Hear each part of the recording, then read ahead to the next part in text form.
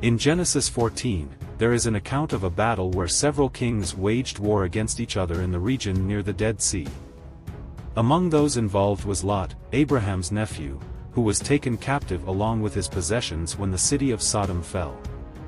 Upon hearing this news, Abraham gathered a force of his own servants, and launched a daring rescue mission.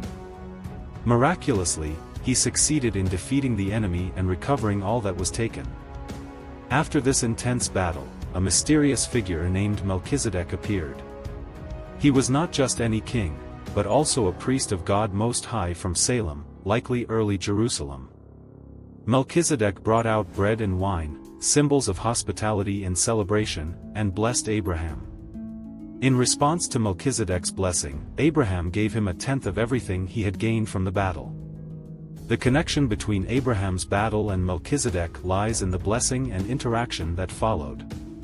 Melchizedek's appearance as both king and priest of Salem, bringing out bread and wine as symbols of hospitality in communion, marked a significant moment in Abraham's life.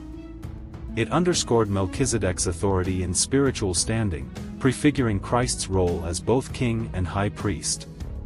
The tithe Abraham offered to Melchizedek demonstrated recognition of Melchizedek's superiority and blessing from God Most High, affirming Melchizedek's role as a priestly figure beyond the lineage and limitations of the Levitical priesthood. The name Melchizedek combines two Hebrew words, melech, meaning king, and tzedek, meaning righteous or justice, thus signifying king of righteousness. His unique dual role as both a king and a priest is a notable departure from the subsequent Levitical priesthood established among the Israelites. This encounter with Melchizedek is significant because it highlights his unique role as both a king and a priest, something unheard of in Abraham's time. It foreshadows greater truths that would later be explored in the New Testament, particularly in the book of Hebrews, where he becomes a central figure in theological discourse. The author of Hebrews draws parallels between Melchizedek and Jesus Christ, presenting Melchizedek as a type or foreshadowing of Christ's eternal priesthood. Unlike the Levitical priests who served under the law of Moses, and were limited by mortality, Melchizedek is described as having no recorded beginning or end of days, symbolizing an enduring priesthood. This eternal aspect is crucial in establishing Christ's priesthood as superior and everlasting, transcending the temporal limitations of the Levitical system. The symbolic significance of Melchizedek lies not only in his priesthood but also in his association with righteousness and peace, as Salem means peace in Hebrew.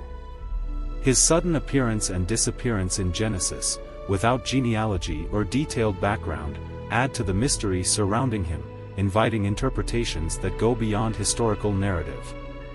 Scholars and theologians have debated his identity and significance across centuries, often seeing him as a manifestation of divine wisdom and order outside the conventional priesthood of Israel. In essence, Melchizedek serves as a bridge between the patriarchal era of Abraham and the later Mosaic covenant, embodying principles of kingship and priesthood that converge in Christ's role as the ultimate high priest. His role as a priest-king of Salem and his typological connection to Christ underscore themes of divine authority, eternal priesthood, and the continuity of God's redemptive plan throughout biblical history. Thus, Melchizedek remains a compelling figure whose theological implications continue to resonate deeply within Christian doctrine and interpretation. Melchizedek is important to us because he embodies profound theological themes of eternal priesthood, typology, and divine authority that illuminate our understanding of Christ's role in salvation history and the continuity of God's redemptive plan throughout the Bible.